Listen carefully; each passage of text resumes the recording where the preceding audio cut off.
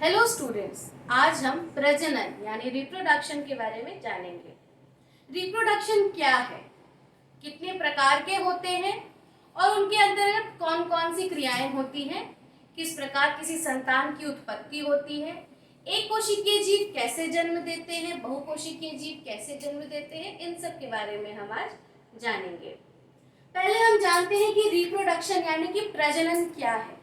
तो वह जैविक प्रक्रिया जिसके द्वारा जीव अपनी संख्या में वृद्धि करते हैं जनन कहलाती है। यानी कि जब कोई भी जीव, किसी भी प्रकार का जीव हो, चाहे वो इंसान हो, गाय हो, भेड़ बकरियां हो, छोटे से कीट हो या कोई भी किसी भी प्रकार का जीव हो, वह जीव जब अपने ही जैसे छोटे से जीव को जन्म दे, अपने ही जैसे छोटे से संतान की उत्पत्ति करे, तो उस जैविक प्रक्रिया को हम जनन या प्रजनन कहते हैं। जनन के प्रकार यानी जनन कितने प्रकार का होता है। हर जीव एक ही प्रकार से जनन नहीं करती है। हर एक जीव के संतान की उत्पत्ति का अपना एक अलग प्रक्रिया होता है, अपना एक अलग प्रक्रम होता है। उसमें अलग अलग प्रकार के गुणसूत्रों का सहभागिता होता है। तो इसके आधार पर जनन दो प्रकार के होते हैं, और लैंगिक जनन यानी एसेक्सुअल रिप्रोडक्शन, लैंगिक जनन यानी सेक्सुअल रिप्रोडक्शन। पहले हम जानेंगे कि यह एसेक्सुअल रिप्रोडक्शन यानी कि अलैंगिक जनन क्या है। तो जब किसी जनन प्रक्रिया में केवल एक ही जनक यानी कि सिंगल पेरेंट भाग लेते हैं, यानी कि उनमें नर एवं मादा की आवश्यकता नहीं होती है, वहां केवल एक ही जनक भाग लेते हैं, या नर या मादा, यानी कि वहां केवल सिंगल पेरेंट केपेबल होते हैं संतान की उत्पत्ति के लिए। उन्हें दो गुणसूत्रों की आवश्यकता नहीं होती है, दो युग्मकों की आवश्यकता नहीं होती है, वहां केवल एक युग्मक ही अपने ही जैसे छोटे से जीव को जन्म देने में सहायक होते हैं, सक्षम होते हैं। वैसे जनन की प्रक्रिया को हम अलैंगिक जनन कहते हैं या एसेक्सुअल रिप्रोडक्शन कहते हैं। तो अलैंगिक जनन भी अलग अलग प्रकार से होते हैं, क्योंकि एक कोशिकीय जीव केवल एक तरह के नहीं होते, बहुत तरह के होते हैं। कुछ ऐसे होते हैं जो पानी में रहते हैं, कुछ ऐसे होते हैं जो जमीन में रहते हैं, कुछ ऐसे होते हैं जो किसी इंसान में रहते हैं, और उनकी अपनी अलग अलग व्यवस्थाएं हैं रहने की, अलग अलग जगह है रहने का। उन सब के आधार पर उनकी जनन की प्रक्रियाएं हैं, अलग शारीरिक संगठन के आधार पर उनकी अलग अलग प्रक्रियाएं हैं। तो अलैंगिक जनन के अलग अलग प्रकार है, विखंडन, अपखंडन, मुकुलन और बीजाणु जनन। वेजिटेटिव प्रोपगेशन भी होता है, जहां कायिक जनन जिसे हम कहते हैं, जहां कायिक भाग द्वारा किसी नए जीव की उत्पत्ति करते हैं, तो उसको हम एक अलग वीडियो में विस्तार से आपको बताएंगे। फिलहाल हम बात करते हैं इन चार प्रकार के बारे में। यह चार मुख्य रूप से अलैंगिक जनन के प्रकार हैं। पहला होता है विखंडन। विखंडन यानी फिशन, एक ऐसी प्रक्रिया है, फिशन का मतलब होता है जहां टूटता है, जो चीज टूट जाए, फिशन होना, टूटना, खंडन, टूटना, खंडित हो गया, कहते हैं ना ये मूर्ति खंडित है, मतलब ये टूटी हुई है। तो विखंडन एक ऐसी प्रक्रिया है जहां कोई भी जीव खंडित होकर, टूट करके दो नए संततियों का या दो नए जीवों का जन्म करता है, उसे हम विखंडन की प्रक्रिया कहते हैं। यानी जब कोई भी जीव एक ही कोशिका से टूट करके दो संतति कोशिकाओं का निर्माण करे, उसे हम फिशन कहते हैं या विखंडन कहते हैं। यह विखंडन की प्रक्रिया दो प्रकार की होती है। पहला होता है बाइनरी फिशन और दूसरा होता है मल्टीपल फिशन। बाइनरी को हम द्विखंडन कहते हैं और मल्टीपल को हम बहुखंडन कहते हैं। आप देख सकते हैं कि नाम में ही मीनिंग छुपा है, अर्थ छुपा है। द्वि यानी जब कोई कोशिका टूट करके दो कोशिकाओं में विभाजित होकर के एक जनक कोशिका जब दो जनक कोशिकाओं में विभाजित हो जाए, तब वैसे खंडन की प्रक्रिया को हम द्विखंडन की प्रक्रिया या बाइनरी फिशन कहते हैं। और जब कोई कोशिका टूट करके दो से अधिक कोशिकाओं का निर्माण करे तब उसे हम मल्टीपल फिशन या बहुखंडन कहते हैं। यह विखंडन प्रक्रिया की दो मुख्य प्रकार हैं। अब हम जानते हैं कि यह प्रक्रिया संपन्न कैसे होती है। तो हम एग्जाम्पल लेते हैं अमीबा का। यह अमीबा विभाजित होकर के किस प्रकार दो नई संततीय कोशिकाएं या दो डॉटर सेल्स का निर्माण कैसे करते हैं, यह हम चित्र के माध्यम से जानने की कोशिश करेंगे।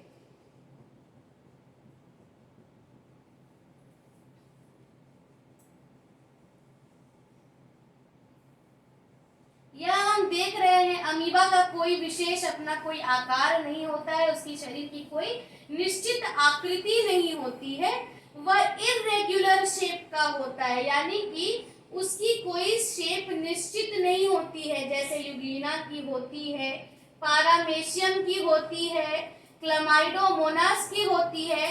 ऐसी कोई शेप निश्चित नहीं होता है अमीबा का, यह इर्रेगुलर शेप का होता है। यह जनक कोशिका है, माने कि यह पेरेंट सेल है। यह पेरेंट सेल है, जनक कोशिका, यानी यह एक कोशिकीय जीव है जो कि अब विभाजित होकर के दो संतति कोशिकाओं का निर्माण करेंगी। हम देख रहे हैं कि यहाँ पर इस एक कोशिकीय अमीबा में किसी भी प्रकार का कोई हलचल नहीं है। इसमें एक केंद्रक है, बाकी के सभी कोशिकक अंगक है, और यह कोशिका का अपना एक निश्चित आकार है, एक इरेगुलर आकार है या जो आकार है। यह धीरे धीरे जब जनन की प्रक्रिया को शुरू करने वाला होता है तब इसमें क्रियाएं शुरू हो जाती हैं, इनके शरीर के अंगक विभाजित होना शुरू हो जाते हैं, यह फैलने लगता है, इसके केंद्रक भी फैलने लगती है। ऐसा थोड़ी होता है कि केवल कोशिका द्रव्य ही विभाजित होकर के नई कोशिका को बना लेता है और उसमें केंद्रक जन्म ले लेते हैं, ऐसा नहीं होता है। जब कोई कोशिका ऐसे फैल रहा होता है तो साथ ही साथ उसके कोशिका अंगक भी फैल के टूटते हैं, उसके केंद्रक भी विभाजित होते हैं, यानी कि एक कोशिका का हर एक मूलभूत अंग विभाजित होता है और नई कोशिका को जन्म देता है। यह कोशिका धीरे धीरे विभाजित होकर के अलग होकर के दो नई कोशिकाओं को निर्मित करता है, दो नए डॉटर सेल्स को जन्म देता है। इन्हें हम कहते हैं डॉटर सेल्स, यानी पुत्री कोशिका या संतति कोशिका।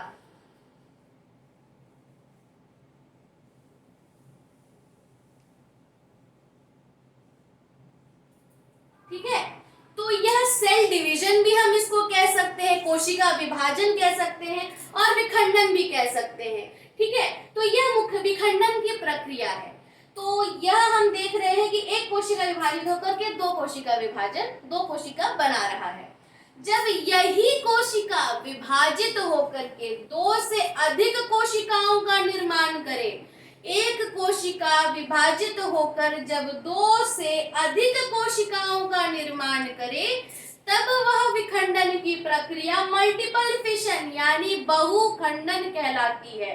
यह दो मुख्य अलैंगिक प्रक्रिया का जनन है। ठीक है, क्योंकि यह मूलभूत हर एक कोशिका में होता है, हर एक कोशिका लगभग कोशिका विभाजन द्वारा ही प्रजनन करती है।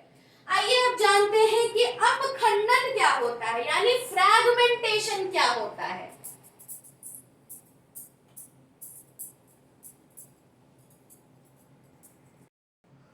आइए अब जानते हैं कि अपखंडन यानी कि फ्रैगमेंटेशन क्या होता है। फ्रैगमेंटेशन, फ्रैगमेंट का मतलब होता है टुकड़ा, किसी भी चीज का फ्रैगमेंट यानी कि टुकड़ा। जब कोई चीज टूट करके छोटे छोटे टुकड़ों में बट जाए और उन छोटे छोटे टुकड़ों से जब नए संतान की उत्पत्ति हो या नए जीव की उत्पत्ति हो, परंतु ऐसा नहीं होगा कि हम प्लानेरिया को काटते हैं तो उसे स्पाइरोगायरा हो जाएगा और स्पाइरोगायरा को काटते तो उसे प्लानेरिया हो जाएगा, ऐसा नहीं होता है। यानी कि वैसे ही जीव, अगर प्लाने प्लानेरिया ही जन्म लेगा। अगर स्पाइरोगायरा के टुकड़े हैं तो स्पाइरोगायरा ही जन्म लेगा। तो जब कोई एक कोशिकीय जीव छोटे छोटे टुकड़ों में बट जाए और उन टुकड़ों से नई संतति की उत्पत्ति हो, तो ऐसे जनन की प्रक्रिया को हम अपखंडन या फ्रैगमेंटेशन कहते हैं, यानी फ्रैगमेंट से नए जीवों की उत्पत्ति होना। यह मुख्य रूप से प्लानेरिया और स्पाइरोगायरा जैसे जीवों में होता है। आइए देखते हैं कि किस प्रकार प्लानेरिया में अपखंडन द्वारा जनन होता है। मान लेते हैं यह प्लानेरिया का ऐसा डायग्राम होता है। यह डायग्राम इस प्रकार का कुछ होता है प्लानेरिया। इसके अंदर यह केंद्रक है,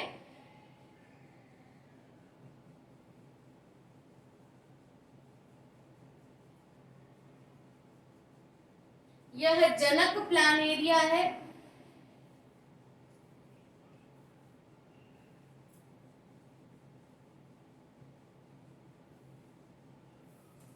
जब इनके टुकड़े हो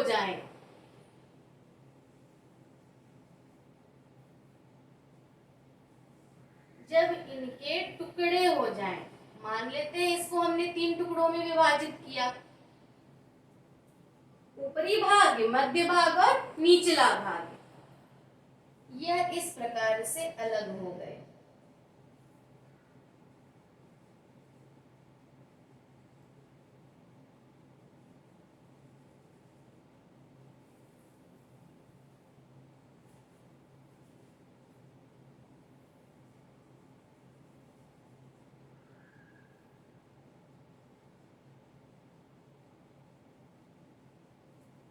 अब यह तीनों भाग एक नए रूप में जन्म लेगा, एक नए जीव में जन्म लेगा।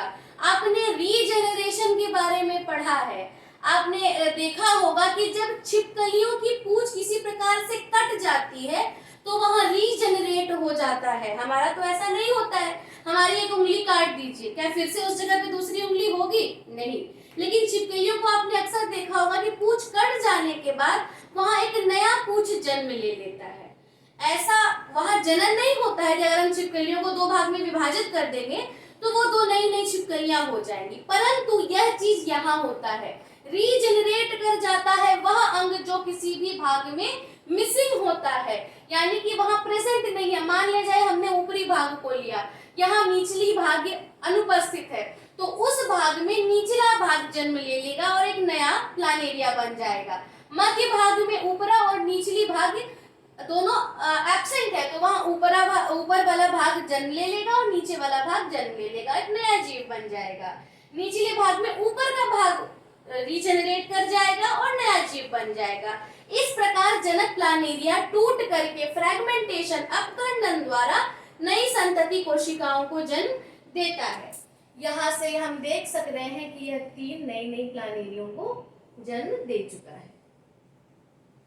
यह संतति प्लानेरिया है।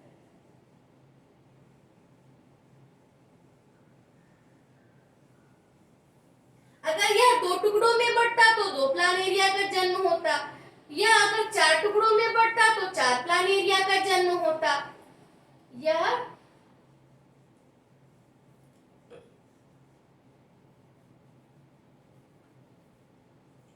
हम इसे ऑफस्प्रिंग भी कहते हैं, संतति।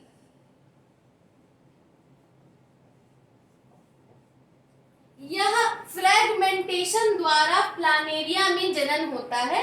यह उस प्रक्रम का डायग्रामेटिक रिप्रेजेंटेशन है। अब हम जानेंगे कि स्पाइरोगायरा में किस प्रकार से फ्रैगमेंटेशन द्वारा जनन होता है। स्पाइरोगायरा एक रिबन जैसे आकृति में बंद होता है, यानी कि उसकी आकृति कुछ इस प्रकार की होती है। मान लीजिए यह एक स्पाइरोगायरा है, तो यह ऐसे रिबन जैसे स्ट्रक्चर के अंतर्गत होता है। यह रिबन का स्ट्रक्चर ठीक प्लानेरिया की तरह ही जितने टुकड़ों में बंटता है उतने ही टुकड़े रीजनरेट करके नई नई संतति कोशिकाओं को जन्म देते हैं और एक नया स्पाइरोगायरा जन्म लेता है। तो अपखंडन द्वारा प्लानेरिया एवं स्पाइरोगायरा में होता है।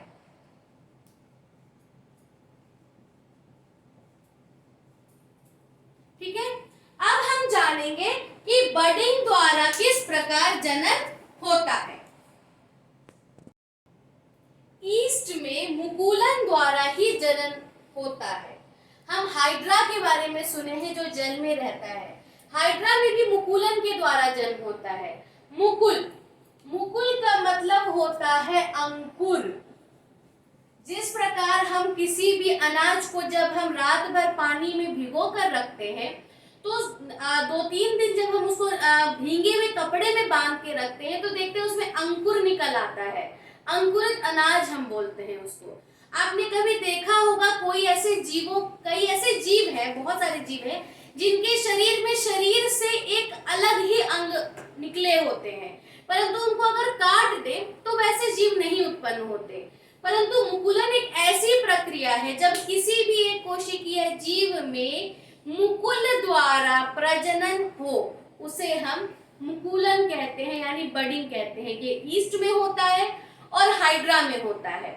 जब किसी ऐसे ईस्ट इस प्रकार ग्रैन्युलर स्ट्रक्चर में होता है, छोटी छोटी होती है, जब इनमें मुकुलन शुरू होता है तो ऐसे छोटे छोटे अंकुर निकल आते हैं। यह मुकुल है जिसे हम अंकुर भी कहते हैं या बड भी कहते हैं। यह बड जब काट दिया जाता है तब यह 2 अलग अलग ईस्ट का निर्माण करते हैं।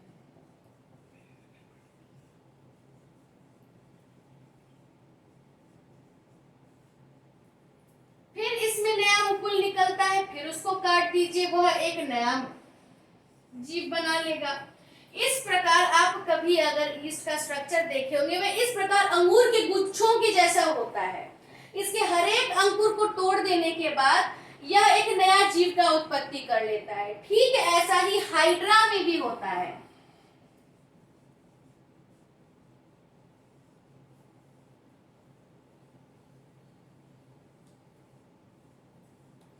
यह एक हाइड्रा है।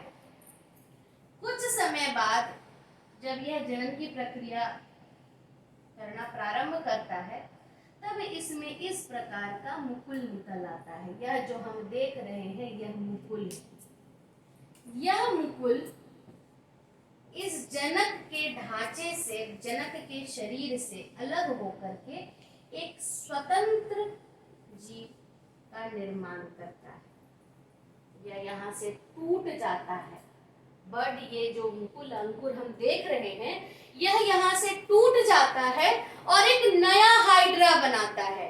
यह हाइड्रा में बडिंग किस प्रकार होता है यह हम देख सकते हैं कि हाइड्रा जैसे ही जनन की प्रक्रिया को शुरू करता है इसके शरीर में अंकुर निकल आते हैं और यही अंकुर जब टूट जाते हैं तो एक नया स्वतंत्र हाइड्रा का निर्माण करते हैं। यह बट ईस्ट में भी होता है, अंगूर की गुच्छों की जैसा शुरू होता है। हम एक्टिव ईस्ट मार्केट से खरीदते हैं, उसको गुनगुने पानी और चीनी के घोल में डालते हैं तो कुछ समय के बाद देखते हैं कि वह फूल गया है और उसी ईस्ट में जब हम आटा या मैदा सानते हैं और कुछ देर उसको रेस्ट करने देते हैं तो देखते हैं कि वह और डबल हो गया है। मतलब अगर हमने 1 कप आटा साना है तो हम कुछ देर में देखेंगे कि वह फूल करके पूरे कटोरे को भर लिया है। तो ऐसा थोड़ी होता है कि वह 2 कप आटे में परिवर्तित हो जाता है। उसके अंदर जो हमने ईस्ट को साना है उसको एक माध्यम मिल गया है जहां वह जनन की प्रक्रिया को बहुत रैपिडली कर रहा होता है और वहां नई नई ईस्ट का जन्म होने लगता है और यह फर्मेंटेशन की प्रक्रिया यानी किण्वन की प्रक्रिया को पूर्ण करता है। और ईस्ट क्या होता है कि रिप्रोडक्शन के कारण संख्या में वृद्धि करने लगता है और फ्रैगमेंटेशन होने लगता है, किण्वन की प्रक्रिया होने लगती है और वह जिस चीज में मिला होता है वह चीज फूलने लगता है। यही वह प्रक्रिया है जिसके द्वारा हम ब्रेड बनाते हैं। बहुत सारे ब्रेड्स बनते हैं, हम देखते हैं कि वाइन्स वगैरह बनते हैं तो वहां पे ईस्ट का उपयोग होता है। ठीक है, तो यह बडिंग की प्रक्रिया द्वारा संपन्न होता है। आगे हम बात करते हैं कि कैसे बीजाणु जनन होता है यानी स्पोर फॉर्मेशन होता है। बीजाणु जनन यानी स्पोर फॉर्मेशन, जब कोई जीव बीजाणुओं द्वारा जनन करता हो तो वैसे जैविक प्रक्रम को या वैसी जनन प्रक्रिया को हम बीजाणु जनन कहते हैं यानी कि स्पोर फॉर्मेशन कहते हैं। ऐसा शैवाल, कवक, राइजोपस और क्लमाइडोमोनास में भी होता है। क्लमाइडोमोनास एक ऐसा यूनिसेल्युलर जीव है जो कि सेक्सुअली यानी लैंगिक रूप से भी जीवों को जन्म करता है और अलैंगिक रूप यानी स्पोर फॉर्मेशन द्वारा भी अपने से जैसे छोटे जीव को जन्म देता है। हम पहले देखते हैं कि राइजोपस कैसे स्पोर फॉर्मेशन के द्वारा जन्म करता है।